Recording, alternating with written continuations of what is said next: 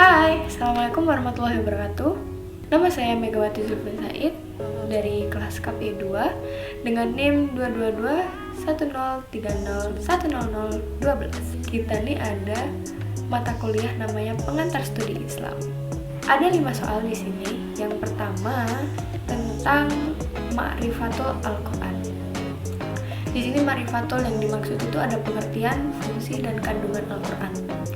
Pengertian Al-Quran adalah kalam Allah yang merupakan mukjizat yang diturunkan kepada Nabi Muhammad SAW melalui malaikat Jibril yang diturunkan secara mutawatir atau secara berkala. Lalu, jika kita membaca Al-Quran, maka hitungannya adalah beriman. Lalu yang kedua, fungsi Al-Quran. Yang pertama ada petunjuk. Maksud dari petunjuk ini sebagai pedoman hidup, sebagai petunjuk arah supaya kita ini gak melenceng dari jalan Allah.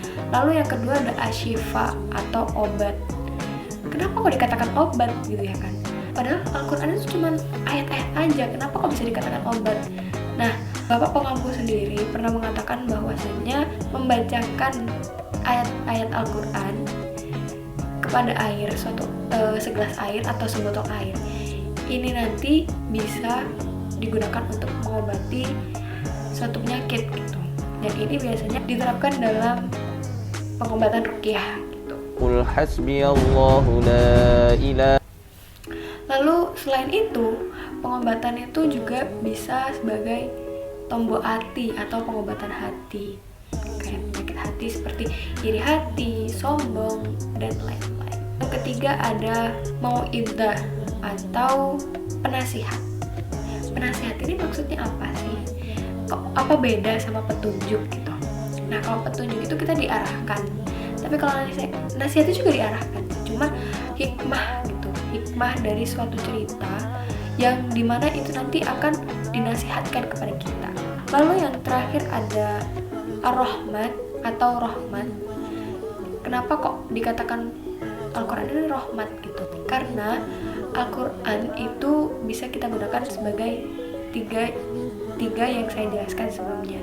Itu juga bisa membantu kita dalam menjalani hidup. Sebelumnya saya mohon maaf karena saya kelupaan untuk take video mengenai kandungan Al-Quran, maka saya beri seperti ini. Kita masuk pertanyaan kedua, yakni pengertian as-sunnah, al-hadis, khobar, atsor, dan perbedaan antara hadis qudsi dan Al-Quran. Baik, sunnah yang mereka jabarkan itu segala sesuatu yang dinukilkan dari Nabi Muhammad SAW, baik berupa perkataan, perbuatan, maupun berupa takrir, pengajaran, sifat, kelakuan, perjalanan hidup, baik demikian itu sebelum Nabi Muhammad maupun sesudah Nabi Muhammad. Jadi sunnah itu hal-hal yang dianjurkan oleh Nabi Muhammad itu lebih singkatnya. Dan sebenarnya as-sunnah itu boleh saja dilakukan, dan jika dilakukan itu akan mendapatkan pahala. Namun jika tidak, ya tidak akan terkena dosa atau mendapatkan dosa. Lalu yang kedua hadis. Hadis ini apa sih? Hadis itu segala ucapan, perbuatan, dan segala keadaan atau perilaku Nabi Muhammad. Hadis ini kan biasanya kayak hadis riwayat bla bla bla bla bla gitu ya kan. Itu tuh semuanya berasal dari Nabi Muhammad SAW. Jadi semua perkataan Nabi Muhammad itu jatuhnya ke hadis gitu. Lalu yang ketiga ada khobar. Apa sih khobar itu? Khobar menurut etimologi ialah berita yang disampaikan dari seseorang. Khobar digunakan untuk segala sesuatu yang diterima dari yang selain Nabi Muhammad. Jadi sumbernya itu bukan dari Nabi Muhammad, bisa dari yang lainnya seperti sahabat dan tabi'in. Jadi sandarannya bukan dari Nabi Muhammad. Lalu yang keempat ada atsor. Atsor ini apa? Atsor itu secara bahasa itu artinya sisa. Sisa apa sih? Kenapa kok sisa gitu ya kan? Maksudnya sesuatu itu disandarkan dari sahabat ataupun tabi'in, tapi sumbernya tetap dari Nabi Muhammad gitu. Lalu perbedaan antara hadis qudsi dan Al-Quran, apa sih bedanya? Ini Ini yang Al-Quran dulu ya, karena Al-Quran kan lebih umum.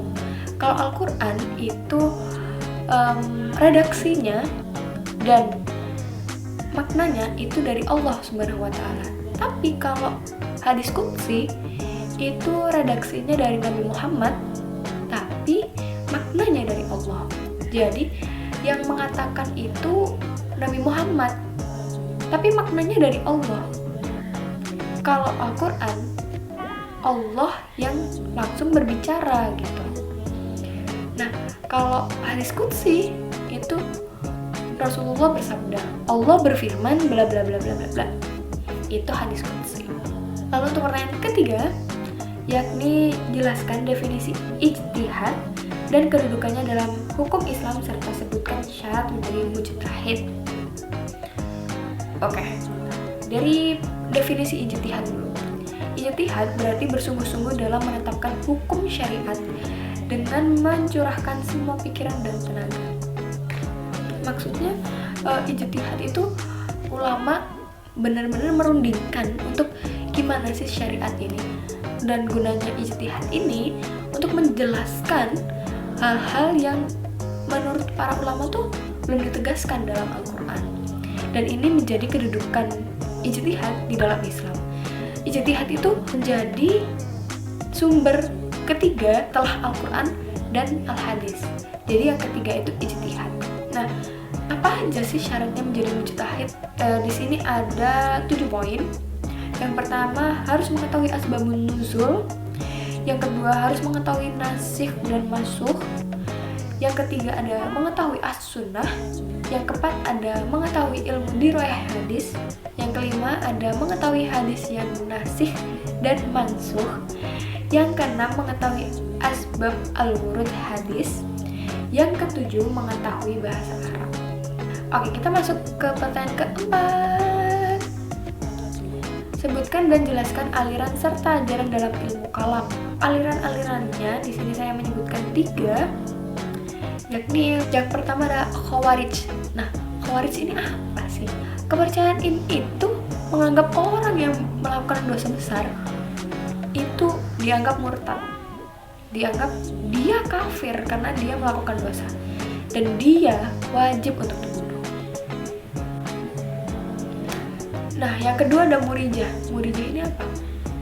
Murijah ini aliran yang dimana kepercayaannya itu mengatakan orang yang berdosa dianggap tetap Islam, namun kembali lagi kepada Allah Subhanahu wa Ta'ala. Jadi perbuatan dosa ya udah, itu urusan dia sama Tuhan, kita nggak perlu ikut-ikut. Yang ketiga ada Mu'tazilah. Mu'tazilah ini apa sih? Mu'tazilah ini lebih kayak ke tengah-tengah di antara Khawarij juga Murijah. Mu'tazilah, jika dia melakukan dosa, dia tidak dianggap sebagai umat Islam, tapi dia juga tidak dianggap sebagai orang kafir.